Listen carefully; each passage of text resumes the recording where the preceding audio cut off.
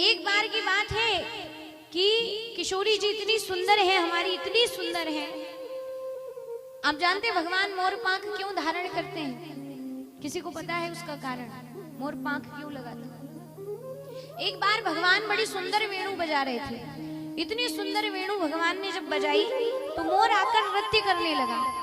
नृत्य करने लगा तो भगवान बड़े प्रसन्न होने लगे। जब जब कन्हैया वेणु बजाते थे, यमुना जी की लहरें रुक जाती थी। पशु पक्षी सुध बुध भूलकर भगवान की वेणु सुनते थे। पेड़ पौधे तक एक शांत मुद्रा में चले जाते थे, ऐसी वेणु। आजकल के लोगों को तो रागों का इतना ज्ञान ही नहीं होगा। हम जब राग सुनते हैं तो हम समझते हैं ये कौन सी राग है, वो कौन सी राग है। कन्हैया जी जब वेणु बजाते थे ना तो देवता उनकी राग सुनते थे। सुबह की बजाई तो सूर्य नारायण भगवान सोचते थे अब मुझे प्रकट होना है। शाम को बजाए तो चंद्र नारायण भगवान सोचते कि अब मुझे प्रकट होना है। ऐसी मधुर वेणु कि मोर नृत्य करने लगा। जब मोर नृत्य करने लगा भगवान के समक्ष आया, वो कहता है मैं आपकी बांसुरी से बड़ा प्रसन्न हूँ, मैं आपको कुछ दिखाना चाहता हूँ। भगवान को लेके जाता है मोर तो एक स्थान पर एक गोपी खड़ी थी जो जल भर रही थी। अब भगवान बड़ी सुंदर वेणु बजाते हैं कि ये मेरी ओर देखे, मेरी वेणु सुनकर। पर वहां क्या हुआ कि वो भगवान की ओर देख ही नहीं रही है। भगवान आश्चर्यचकित हैं कि मेरी वेणु सुनकर कोई मेरी ओर कैसे नहीं देख रहा है। आज तक संसार में ऐसा कोई जीव नहीं है जो मेरी वेणु सुनकर मेरे पास ना आए। ये कौन है?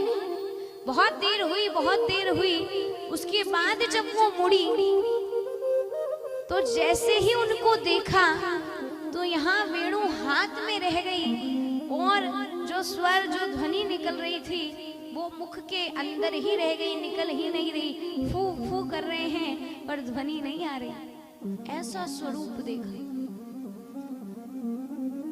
कि जब देखी वृषभानुजा तो हिय विच उठी है हुक। कि जब देखी वृषभानुजा तो हिय विच उठी है हुक और वंशी रह गई हाथ में, फिर ना लागी फूक। ऐसा स्वरूप हमारी किशोरी जी का, ऐसा स्वरूप कि जैसे ही देखा महाराज तो लाल जी के हाथ में वंशी रह गई, फूक ही नहीं लग रही। फू फू कर रहे हैं पर बज नहीं रही। किशोरी जी ने कहा, बोले आप क्यों स्वर नहीं निकाल रहे, बजाओ ना, क्यों नहीं बज रही? बोले कोशिश तो कर रहा हूं पर ये बज ही नहीं रही है। उसी समय किशोरी जी ने अपने मुख पे घूंघट किया और जैसे ही घूंघट किया महाराज वैसे ही वेणु बजने लगी। क्योंकि मानो जब घूंघट उठाया था तो भगवान के अंदर की शक्ति बाहर खड़ी थी और जैसे ही घूंघट वापस किया तो मानो वो शक्ति पुनः अंदर चली गई।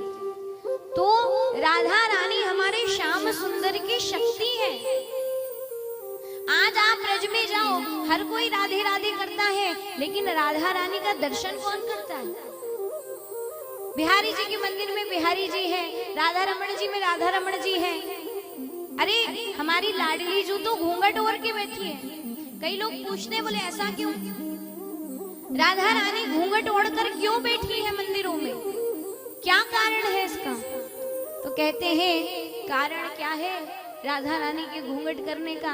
बोले पहली चीज कि अगर राधा रानी, सोचो जब श्याम सुंदर इतने सुंदर हैं कि हर कोई जाता है तो श्याम सुंदर पर मोहित हो जाता है और किसी को देख नहीं पाता। जब कोई श्याम सुंदर को देखकर इतना मोहित हो जाता है तो सोचो जिसको श्याम सुंदर देखकर मोहित होते हैं, अगर उनको व्यक्ति देख लेगा तो उसका क्या हाल होगा? बोले वो तो वही मर जाएगा।